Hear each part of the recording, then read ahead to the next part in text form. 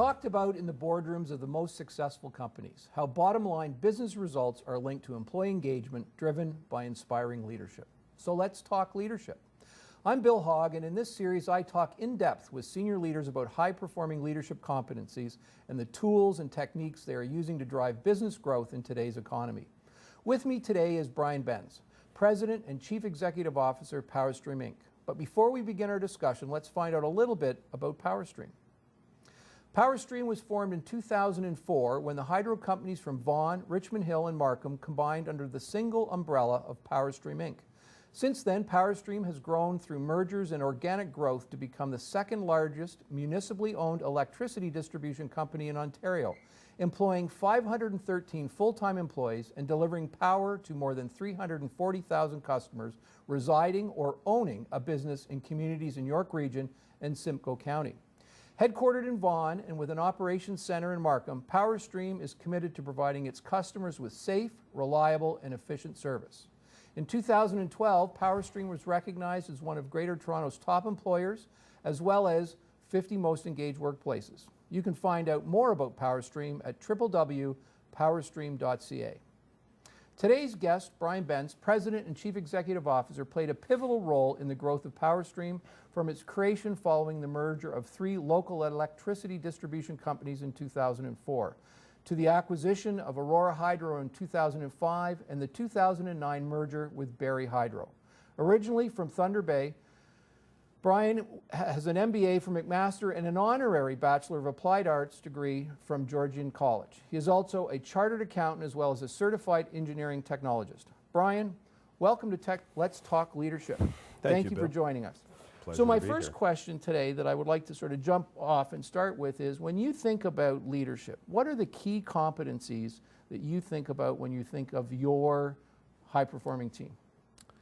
Well, first of all, I think it is about engagement. You talked about us being one of the 50 most engaged companies in Canada, and that is really proud of that, because we've worked very hard to have every one of our employees understand what our company is trying to achieve, what its vision is, where we're going, and how they fit in all of that, how they contribute to that, how they can contribute to, in our case, the quality of life in York Region, in Simcoe County, delivering electricity, innovative energy conservation services, and making a difference. Everyone wants to make a difference. Mm-hmm.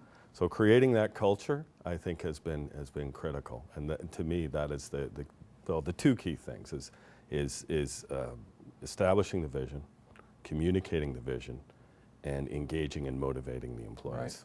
Well, the one thing you said there that I think is so important is you talked about really understanding where they fit. And I think that when you develop a vision and value for your organization, what's critical is that as an employee, as a part of that team, I not feel that I just have tasks to perform, but I clearly see that what I do is important to the organizational direction, and I feel that my role plays an important role. How did you go about making sure that happened? You've got a lot of employees, and you've also gone through some mergers, and maybe we'll come back to the mergers in a bit, but so what steps do you take to make sure people really understand their role? It starts with our ownership structure. So we are owned by 3 municipalities, Markham, Vaughan, and Barrie, and having them engaged in terms of the strategic planning, understanding what the vision is. We're in a dynamic industry that's changing. Getting them engaged and supportive of that is where it starts. So we've used a tool called the Balanced Scorecard Strategy Map. Worked with, went to Harvard University on a course, not a graduate of Harvard, as you mentioned, but went to a course there, and it's the Kaplan-Norton model, and Bob Kaplan actually developed this model. He was one of the instructors, and they talked about how to set the corporate vision. Right. And they said 3 components of the corporate vision. You need an objective, you need an advantage, and you need a scope. So the objective is really talking about what your goal is as an organization. It has to be quantifiable, and it has to be measurable. Your advantage is what's your strategic advantage in the marketplace, and your scope is who are you delivering this to. The example that was given was Southwest Airlines. Right. Southwest Airlines had an example where they said they wanted to position themselves as the most profitable airline in the United States by providing efficient, reliable service, that kind of service that you would get, believe it or not, in a bus, a taxi, or a railway, because they tend to be more on time and cost effective. And they wanted to do that to consumers who are price sensitive and value convenience. So we understood that model, this OAS statement, defined that OAS statement for our organization, and then put the building blocks in place to say, what are the key things we need to be good at when we look at where we want to be in 5 years, where we are today, what are the key things that we need to be good at to bridge that gap in 5 years? And most of them are the human capital to allow us to get there. Right.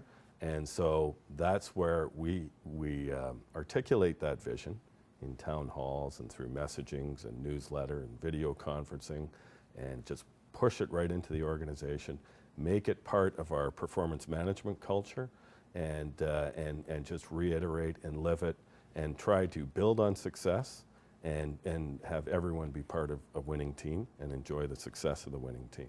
So how would you describe your vision to our viewers? We're in a very dynamic industry, a changing industry. Our power distribution has been fairly static in terms of, if you look at sort of the product life cycle of electricity distribution. We're now on the verge of a marrying together of communication infrastructure with power grids. And that changes the dynamic. Okay. It changes the value proposition for the consumer. So it becomes more about customer focus. We were a monopoly and still are a monopoly organization. It becomes more about customer focus and technological advancement and innovation from a customer perspective, customer value perspective, and integrating those principles and that type of thinking into the organization is really the key. So we're transitioning from what was a rate-regulated monopolistic utility to an innovative energy services provider.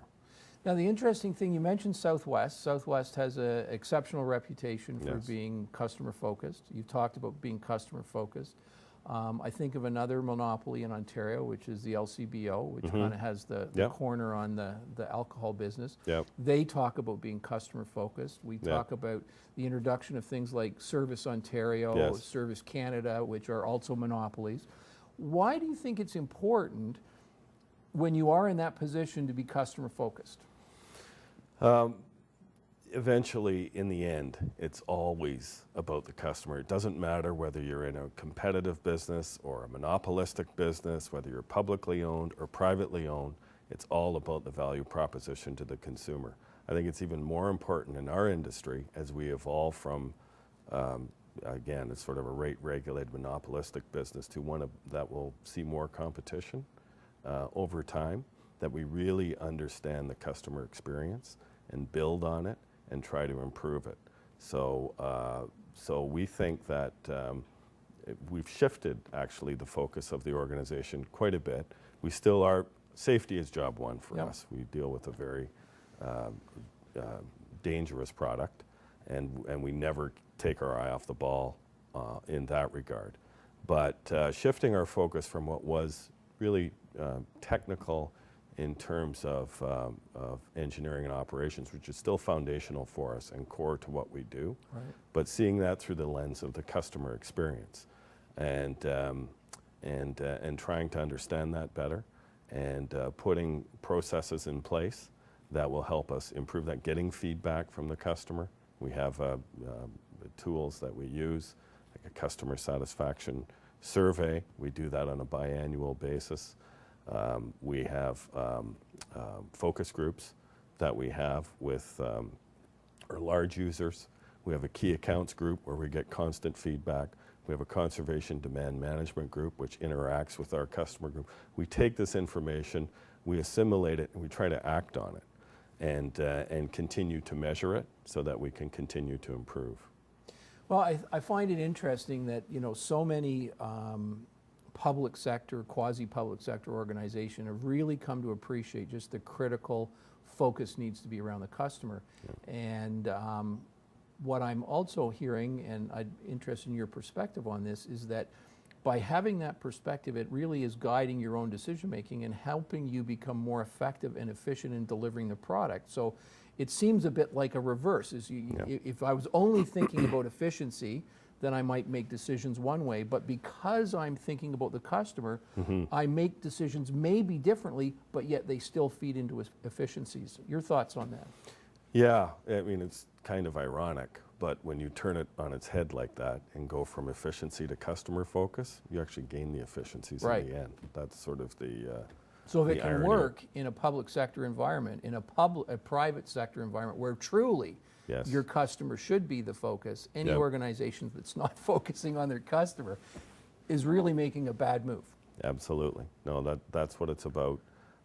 And as I say, for us, because we have an evolving industry where we're seeing a decentralization of power generation more in the home or towards the home or at the load center, whether it's different renewables and conservation tools in the home to give consumers to better manage their energy, that customer experience will become more important over time. Yeah.